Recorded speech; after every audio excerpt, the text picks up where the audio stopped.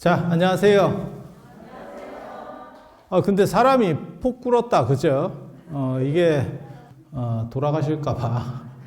어차피 지금 인생이 훅 가고 있는데 이걸로 갈 수는 없다. 뭐 이런 생각을 하셔가지고, 제가 이렇게 뵈면, 어른들이 진짜 이런 말씀들은 잘 듣는 것 같아요. 그래서 나오지 마! 이러면, 백신을 맞았든 어쨌든지 간에 안 나와! 조금만 겁주면 안 움직입니다. 그래서 내가 나중에는 저분들이 아마 하체에 근육이 너무 많이 빠지지 않을까 이런 생각도 들어요. 그래서 집안에서라도 많이 움직이셔야 될 것 같아요. 뭐라도 이렇게 좀 계속.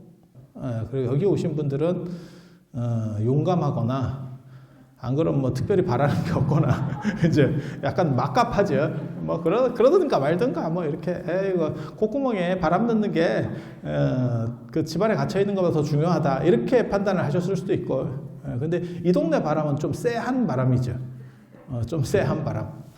오늘 금강경 얘기 또 조금만 해드릴게요. 금강경이 조계종의 소위경전이에요. 그런 얘기는 들어보셨죠? 소위경전이 뭔 뜻이냐면 주된 텍스트, 교재. 근데 조계종이 되게 좀 언밸런스한 게 조계종이라고 하는 게 선종이거든요. 선종인데 금강경은 교종의 경전이잖아요. 그리고 이거는 대승경전 중에서도 성립연대가 상당히 빠릅니다. 이 반야부가 금강경이 빠른 게 아니고 반야부가 빨라요. 반야부가. 그러니까 요 금강 반야경 이렇게 돼 있잖아요. 금강 반야 바라밀경 이렇게 돼 있잖아요. 요 반야자가 들어가는 게 하나의 집단이 있어요. 굉장히 많습니다.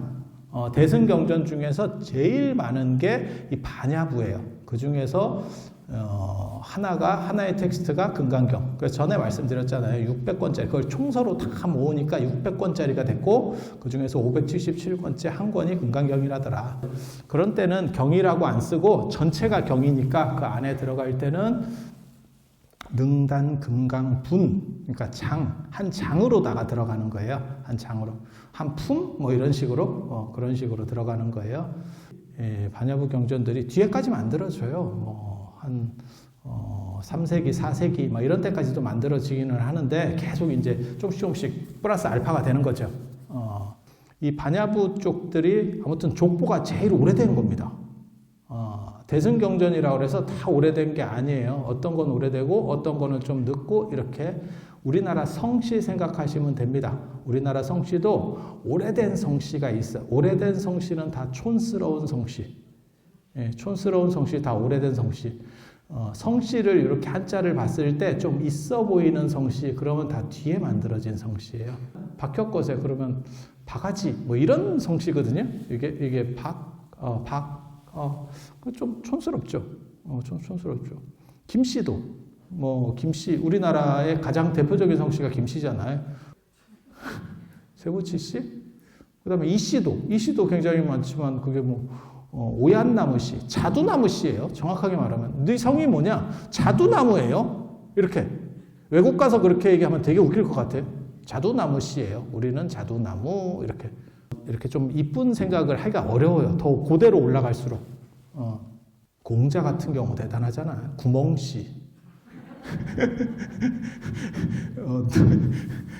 성씨가 뭐냐? 구멍이에요. 공자가 니구산 부자동이라는 그 동굴에서 태어나요. 그래서 공자가 실제로 공씨의 시조가 공자입니다. 그 아버지는 숙량을이니까 공씨가 아니에요. 그래서 아마 그 동굴에서 태어나서 공씨인가 보다.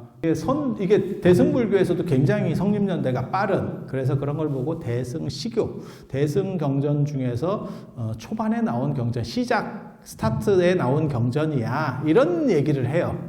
반야경을 대승시교라고 하는데, 선종은 중국에서 당나라 때 나오는데 왜 하필 이 금강경을 가지고 할까? 그리고 조계종이라고 하는 거는 그게 이제 해능스님이, 육조 해능스님이 사실 달마대사도 있고 어쩌고 말들이 많지만 실제로 지금 우리가 알고 있는 이 조계종을 만든 거는 해능스님이에요. 그래서 해능스님이 조계산 보림사라고 하는 데서 지금 남화선사입니다. 남화선사. 거기서 이제 거기 법을 많이 오랫동안 펴셨어요.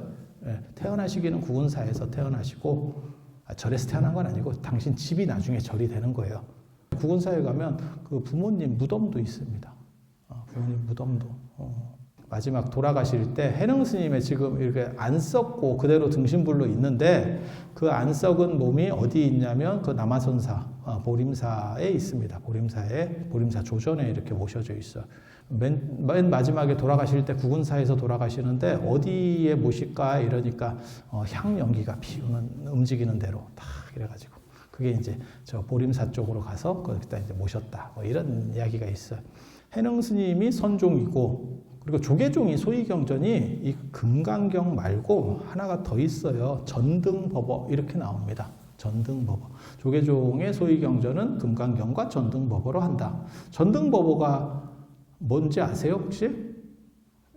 등불을 전한, 등불을 전수한 가르침 뭐 이런 뜻이에요. 그런 어록. 그러니까는 선사들이 서로 이렇게 깨달음을 이렇게 전수한 기록. 그래서 예전에는 그런 깨달음을 등불로 비유를 많이 해요. 그래서 등불이라고 하는 것은 옮겨붙어도 자기 본래의 밝음을 잃어버리지 않죠.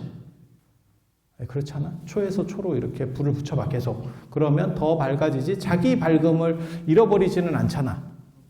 그렇게 그래서 그 등불을 전했다 이렇게 해서 그걸 전등록이라고도 하고 그 다음에 속등록, 보등록, 뭐 완등록 뭐 이래가지고 그런 식으로다가 기록들이 많이 있어요. 그리고 그 중에서 이제 우리나라에서 가장 대표적인 그런 어록이 선문염송이라고 하는 게 있습니다. 그게 이제 진각국사 해심이라고 하는 분이 이렇게 만든 거예요. 진각국사 해심 누구냐면 진울 스님 제자입니다. 송광사. 진울 스님이 맨 처음에 거조왕, 그지? 거기가 팔공산이에요? 팔공산 아니잖아. 거조암 쪽에서 결사를 하다가 결사라고 하는 게 뭐냐면 집중수행. 어떻게 모아서 그러니까 종교 공동체 같은 걸 만들어서 세상을 좀 맑혀보고 수행 정신을 함양해 보겠다. 뭐 이렇게 하는 거예요. 그래서 거조암 쪽에서 하시다가 나중에 저 순천까지 가잖아요. 그게 송광사. 진짜 땅 끝까지 간 거예요. 더 이상 갈 데가 없죠. 개경에서, 그러니까 개성에서 생각을 하세요. 개성에서. 그때는 수도가 개성이었잖아요. 고려니까. 그래서 거기서부터 생각을 하시면 진짜 끝까지 간 겁니다. 끝까지. 진울 스님 제자가 이 진각국사 해심이라고 하는 분인데 그 뒤부터 이제 쭉 16국사가 나오는 건데 근데 이 해심이라고 하는 분이 굉장히 재밌는 사람입니다. 제가 보기에는 야심가. 저도 해심 가지고 예전에 논문도 쓰고 했었는데 철저한 야심가죠. 그래서 해심이라든지 안 그러면 태고 보호 스님이라든지 무학대사 같은 분들은 다 굉장히 야심가들입니다.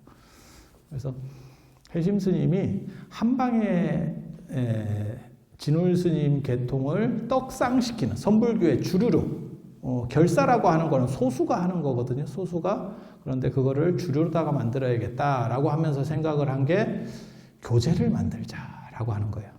주자가 안 망하는 이유도 주자학이 동아시아에서 유교가 살아있는 한 안 망했던 이유도 뭐냐면 교제를 참고서가 전부 주자 거예요.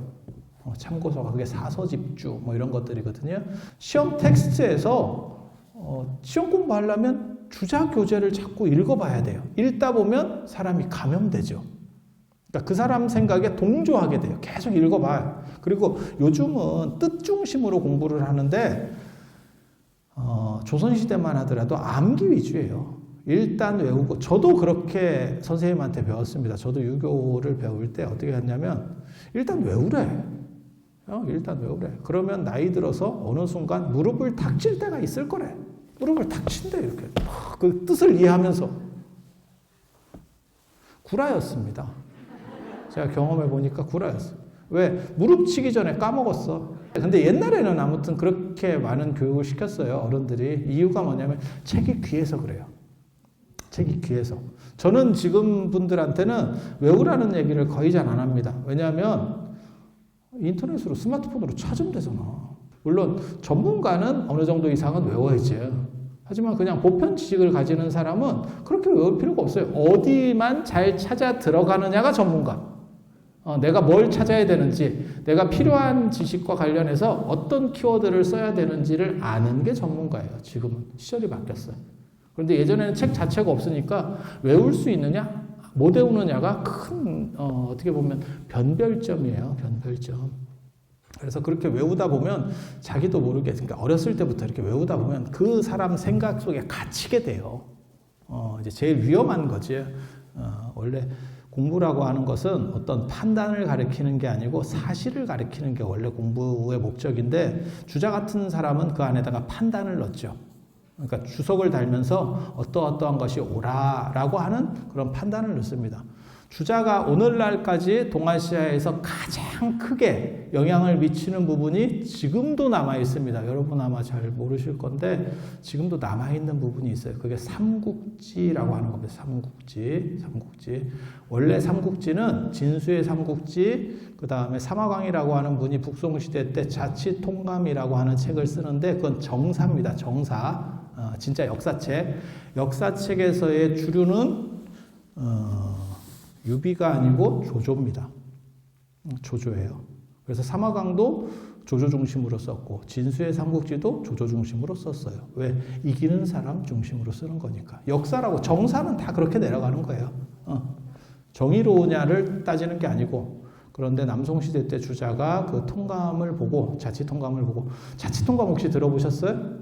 그 통감을 읽고 주자는 무슨 생각을 했냐면, 사실을 적시하는 것보다 어떤 것이 옳다라고 하는 판단을 주는 게 중요하다라고 생각을 했어요. 그래서 문연이 떨치고 일어나서 쓴 책이 통감강목이에요. 자치통감 강목. 강목. 거기서 유비 중심의 사관을 견지합니다.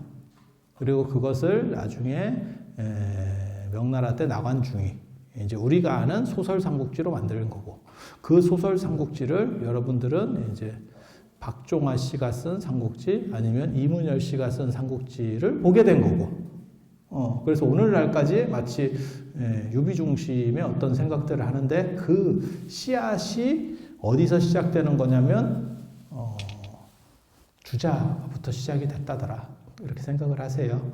그래서 주자는 판단을 해주려고 하는 사람이에요. 오지랖이 넓지. 교육자로서는 제가 보기에는 빵점입니다. 교육자로서는 빵점이에요. 교육자는 판단해주는 사람이 아니고 정확한 정보를 대비해서 그 사람이 가장 올바른 판단을 할 수 있도록 이끌어주는 사람이에요. 지금 우리가 뭐 식민지 지배교육 뭐 이러면서 식민사관 뭐 아니면 뭐 국수주의 이런 거 할 때도 그런 것들이 위험하다라고 얘기하는 게 뭐냐면, 그 안에는 판단을 넣어서 그런 거예요. 사실만 얘기해주면 되는데 판단까지 다 해주니까. 그래서 판단을 주자는 넣는 것이 타당하다고 생각했어요.